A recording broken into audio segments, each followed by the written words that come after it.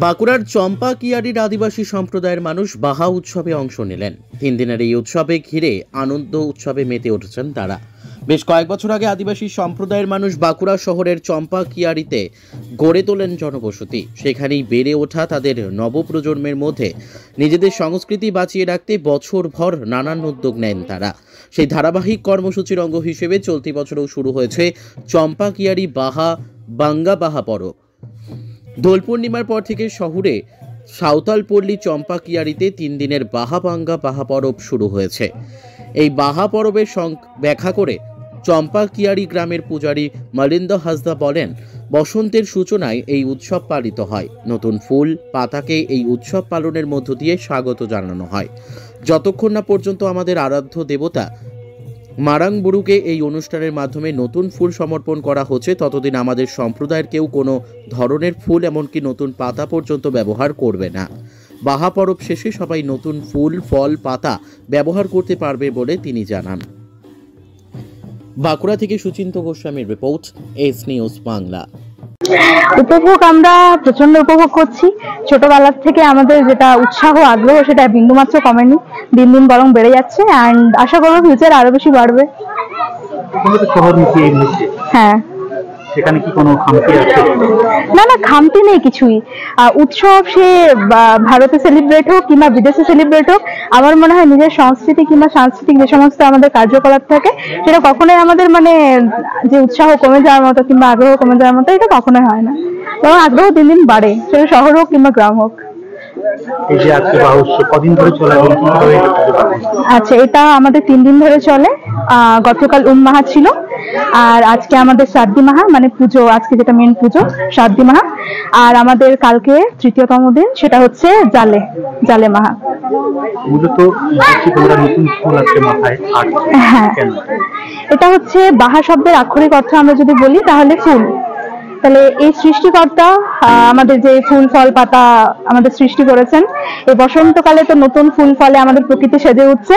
তাহলে আমরা আদিবাসীরা যারা প্রকৃতির পূজারী, তারা সৃষ্টিকর্তাকে এই নতুন সৃষ্টি না নিবেদন করে আমরা কিন্তু ইউজ করি না, ব্যবহার করি না। তাহলে আজকে আমরা আমাদের এই পুজোর থ্রু দিয়ে আমাদের ঠাকুর দেবতা যারা, তাদের এই নতুন ফুল পাতা আমরা নিবেদন করলাম। এরপরে আমরা এটাকে আমাদের খোপায় ব্যবহার করব। আমার নাম সিলু মুর্মু, আমি চাম্পাকিরি গ্রামের একজন বাসিন্দা। নমস্কার। কোন প্রজন্মের একবারই? এখন আমরা গ্রাম ছেড়ে শহরে এসেছি, তাও আমাদের এই জেনারেশন ওয়াইজ আমাদের এই পরবটা লেগে আছে। এইটা হচ্ছে আমাদের গাছের যে নতুন ফুল, সেই নতুন ফুল আমরা আগে ঠাকুরকে দিই। আমাদের ঠাকুর মারাংবুরু জাহেরায়ও এবং মরেগতুরিক, আমরা এই ফুল আগে ঠাকুরকে দিই, তারপর নিজের প্রতিটি নতুন নতুন কাজ আরম্ভ করি। এখন আর কি নাচ গানে অংশগ্রহণ করছি। আমার নিজের মনে থেকে খুবই আনন্দ হচ্ছে, খুবই গর্ব অনুভব করছি। হ্যাঁ, আবার সে আজকে এনজয় করছি, আবার সে 1 বছর পর অপেক্ষা করতে হবে আবার।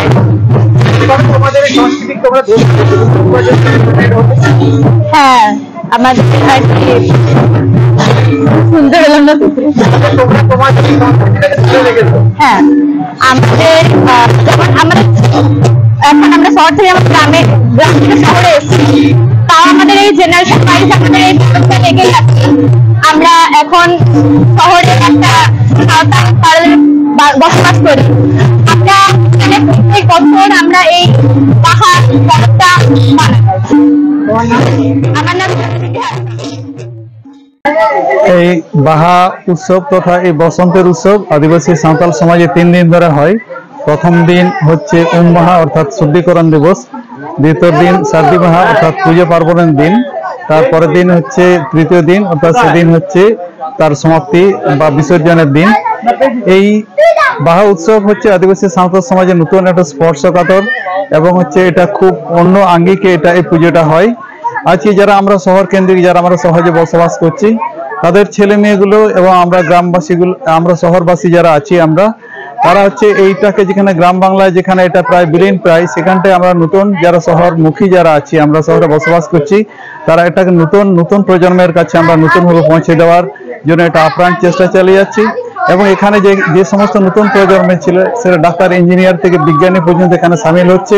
স্কুল কলেজের ছেলে মেয়েগুলো সামিল হচ্ছে এবং আস্তে আস্তে তাদের মধ্যে তারা নিজের মতন করে নিচ্ছে এবং এটার মধ্যে দিয়ে একটা জীবন পাওয়া যায়, এর মধ্যে দিয়ে যে একটা সংস্কৃতিকে ধরে রাখা যায় তার আপ্রাণ চেষ্টা চালিয়ে যাচ্ছে। এটা একটা ভালো দিক এবং এটা হচ্ছে শুভ দিক একটা।